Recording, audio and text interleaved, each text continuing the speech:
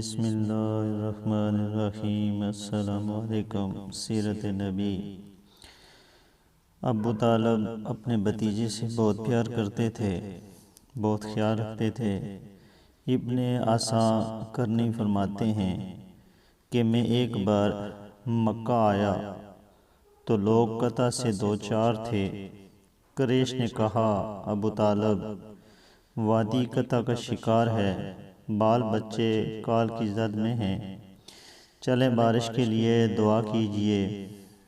ابو طالب ایک بچے کو ساتھ لے کر آئے۔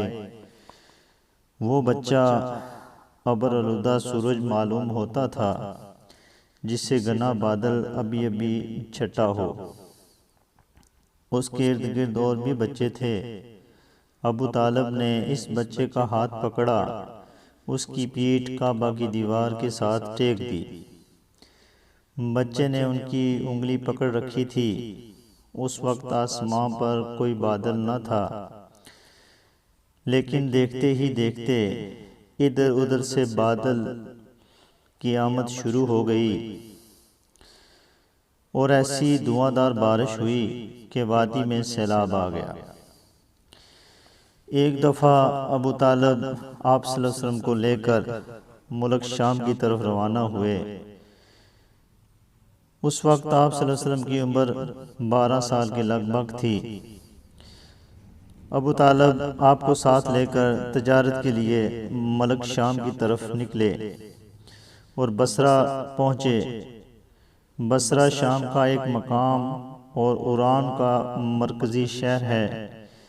اس وقت یہ جزیرہ عرب کے رومی مقبوضات کا دارالحکومت تھا۔ اس شہر میں جرجیس نامی ایک راہب رہتا تھا، جو بحیرہ کے لقب سے معروف تھا۔ جب قافلے نے وہاں پڑاؤ ڈالا تو یہ راہب اپنے گرجا سے نکل کر قافلے کے اندر آیا اور اس کی میزبانی کی، حالانکہ اس سے پہلے وہ کبھی نہیں نکلا تھا۔ اس نے رسول صلی اللہ علیہ وسلم کو آپ کے اوصاف کی بنا پر پہچان لیا تھا اور آپ کا ہاتھ پکڑ کر کہا، یہ سید العالمین ہیں، اللہ انہیں رحمت للعالمین بنا کر بھیجے گا۔ ابو طالب نے کہا، آپ کو یہ کیسے معلوم ہوا؟ اس نے کہا، تم لوگ جب گھاٹی کے اس جانب نمودار ہوئے تو کوئی بھی درخت یا پتھر ایسا نہیں تھا جو سجدے کے لیے جھک نہ گیا ہو، اور یہ چیز نبی کے علاوہ کسی اور انسان کو سجدہ نہیں کرتی۔ پھر میں انہیں مہر نبوت سے بھی پہچانتا ہوں، جو ان کے کندھے کے نیچے کری نرم ہڈی کے پاس سیب کی طرح ہے، اور ہم انہیں اپنی کتابوں میں بھی پاتے ہیں۔ اس کے بعد بحیرہ راہب نے ابو طالب سے کہا، انہیں واپس کر دو، ملک شام نہ لے جاؤ، کیونکہ یہودیوں سے خطرہ ہے۔ اس پر ابو طالب نے اپنے غلاموں کے ساتھ آپ صلی اللہ علیہ وسلم کو واپس بھیج دیا۔ اسی سال جنگ فجار پیش آئی۔ اس جنگ میں ایک طرف قریش اور ان کے ساتھ بنو کنانہ تھے اور دوسری طرف قیس۔ قریش اور کنانہ کا کمانڈر حرب بن امیہ تھا، کیونکہ وہ اپنے سن و شرف کی وجہ سے قریش کے اور کنانہ کے نزدیک بڑا مرتبہ رکھتا تھا۔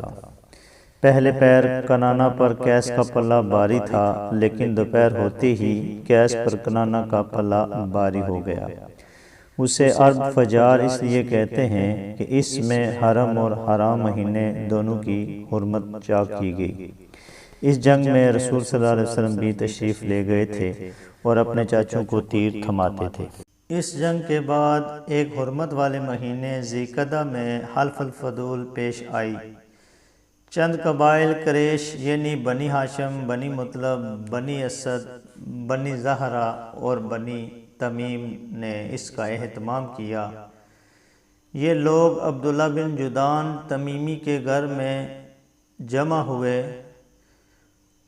کیونکہ وہ سن و شرف میں ممتاز تھا، اور آپس میں عہد پیما کیا کہ مکہ میں جو بھی مظلوم نظر آئے گا، خواہ وہ مکہ کا رہنے والا ہو یا کسی اور جگہ کا رہنے والا ہو، ہم اس کی مدد کریں گے، اس کا حق دلوائیں گے۔